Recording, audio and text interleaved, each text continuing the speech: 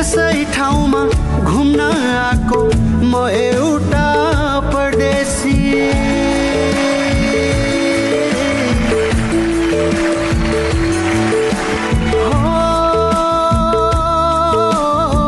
यसै ठाउँमा घुम्न आएको म एउटा